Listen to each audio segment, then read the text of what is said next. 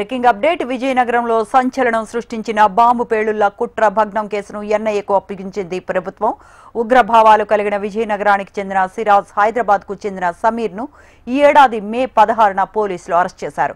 వారం రోజుల పాటు విజయనగరం పోలీసులు కస్టడీలోకి తీసుకుని విచారించారు. పేలుళ్ల కుట్ర భగ్నంపై ఛార్జ్ షీట్ ఫైల్ చేశారు. ప్రస్తుతం సిరాజ్, సమీర్లు విశాఖ సెంట్రల్ జైల్లో ఉన్నారు.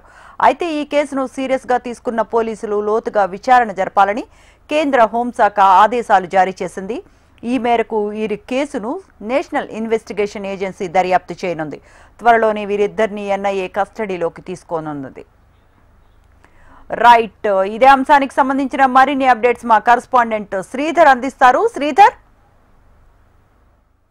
శాంతి ఉగ్రవాద కుట్రకోణంలో నిందితులుగా ఉన్నటువంటి సిరాజ్, సమీర్లను ఇప్పటికే పోలీసులు అరెస్ట్ చేసి విశాఖ సెంట్రల్ జైల్లో అయితే ఉంచారు. ఈ నేపథ్యంలోనే ఏదైతే వీళ్ళిద్దరూ పూర్తి స్థాయిలో ఉగ్రవాద భావజాలం ఉన్నాం కుట్రకోణం నేపథ్యంలో వీళ్ళపై గతంలో ఛార్జ్ షీట్ దాఖలు చేసి విచారణ అయితే చేశారు. ప్రధానంగా చూసుకుంటే కనుక వీరిద్దరిని కూడా ఎన్ఐఏకు అప్పగిస్తూ తాజాగా హోంశాఖ ఆదేశాలు ఇవ్వడంతో రాష్ట్ర హోంశాఖ అయితే ఇప్పటికే వీళ్ళిద్దరిని ఎన్ఐఏకు అప్పగించాలంటూ ఆదేశాలు జారీ చేసింది. ఏదైతే గత ఈ ఏడాది మే 16వ తారీఖున వీళ్ళిద్దరూ ఉగ్రవాద భావజాలంతో ఉన్నారని చెప్పేసి అదుపులో తీసుకొని అరెస్ట్ చేశారు. ఆ తర్వాత ఛార్జ్ షీట్ ఫైల్ చేసి కేసు నమోదు చేయడం, ఛార్జ్ షీట్ ఫైల్ చేయడంతో ఏదైతే 21న అయితే వీళ్ళని కస్టడీకి ఇమ్మని చెప్పేసి ఛార్జ్ షీట్ దాఖలు చేసిన నేపథ్యంలో కస్టడీకి అయితే ఇచ్చారు. ఈ నేపథ్యంలో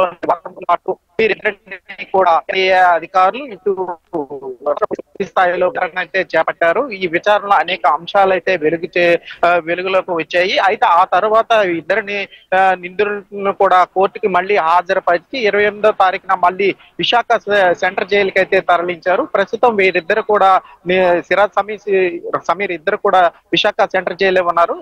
అయితే ఈ కేసుని పూర్తి స్థాయిలో లోతుగా దర్యాప్తు చేయాలన్నటువంటి కేంద్ర హోంశాఖ ఏదైతే ఆదేశాలు జారీ చేసిందో ఈ నేపథ్యంలోనే సిరాజ్, సమీర్ ను పూర్తి స్థాయిలో ఎన్ఐఏకు బదిలీ చేస్తూ రాష్ట్ర హోంశాఖ అయితే ఆదేశాలు అయితే జారీ చేసింది. ఈ నేపథ్యంలోనే ప్రస్తుతం సిరాజ్, సమీర్ సెంట్రల్ జైల్లో ఉన్నటువంటి పరిస్థితి నేపథ్యంలోనే వీరిద్దరిని ఎన్ఐఏకి పూర్తి స్థాయి దర్యాప్తుకి అప్పగించేందుకైతే ఇప్పటికే